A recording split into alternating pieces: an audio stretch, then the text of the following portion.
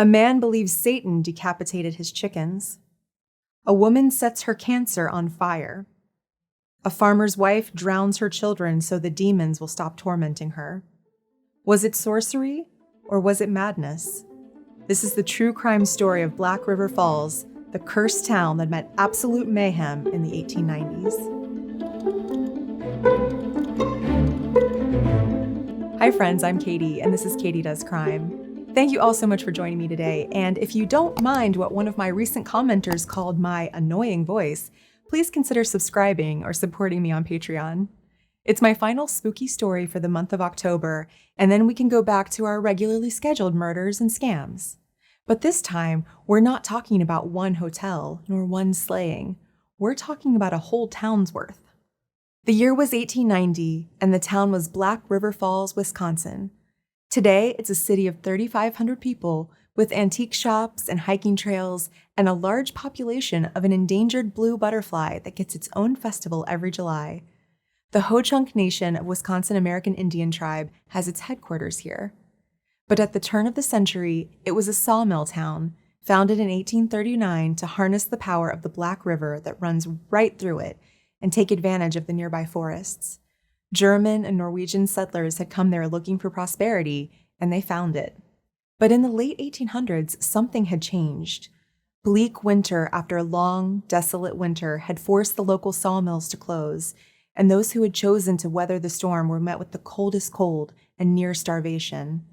In the first 3 months of 1890, the lower Mississippi Valley had almost 30 inches of rain, which meant that all of the tributary rivers along the Mississippi were in trouble. Black River Falls was wrecked. Not to mention, the U.S. had moved on from the economic growth of the Gilded Age to a full-fledged financial panic that's now known as the other Great Depression. 15,000 companies closed and 600-plus banks failed across the country, and it seemed like so many bad things had happened in such a short time that people of Black River Falls started saying that it must be the work of witches and devil worshippers. The fury of Mother Nature, the lack of jobs, the fear of starvation, the crumbling economy, and now the devil himself might be trying to take down the town. It was all too much. The chaos started with just some everyday derangement, as the local paper put it. One article from the Badger State Banner reads, E.Y. Spalding, who ran a dry goods store in Black River Falls, was last week taken with strong symptoms of derangement, a misfortune doubtless superinduced by overwork and anxiety over business matters. Another article said that the wife of Hans Nelson took her own life by cutting her throat. She had been deranged for some time, it read. Another talked about how a farmer's 60-year-old wife did the same to her throat using a pair of sheep shears. Then there were those who killed others, like a woman who believed that devils were out to get her. She took her 3 children to the nearby lake and drowned them one by one. Only 2 of the bodies were ever found. There was a young man who shot a woman 3 times in the face when she refused his marriage proposal. And a German farmer who starved all of his livestock and then blamed it on the witches that were after him. There was also a 10-year-old boy sentenced to life in jail when he and his brother shot a farmer, kept it a secret, and spent all summer treating the farm like their castle. They were only discovered when the farmer's brother came to visit. There were those who suffered from bad accidents, like a man who was chewing a tough piece of steak and accidentally unhinged his false teeth, and then swallowed them whole. His doctor couldn't get them back up, so he just had to poke them down. A Mr. N.H. Young came home with a bottle of whiskey, which he of course just happened to set down next to his bottle of carbolic acid. When he reached for one of them in the dark, he got the other, and 4 ounces of acid later, he was said to live for about 4 more minutes. There were the religious fanatics, like the man who shut himself up in his barn, started shouting, "Here I go, and the Lord go with me," threw a stick of live dynamite into a hole, and then stuffed his head down that same hole. And Mrs. Hiram McDonald, who attacked her own children, wrecked her furniture, and busted out the windows in her house, was simply rendered insane by religious excitement. The men in town formed a temperance society to protect the women from their own degradation and use every possible means to fulfill the command, "Keep thyself pure." So kind of them. There were destitute women, like the one who was found naked and frozen along the roadside after she and her butcher husband separated, and the one who wandered the streets with her dead baby, sat for a while at the grocer's, and then wandered some more. She threw bitter glances at the happy women passing by in their fashionable clothes with their living babies. The grocer said this sort of thing was a daily occurrence at his store with poor women all over town. It had never possessed any special meaning to him.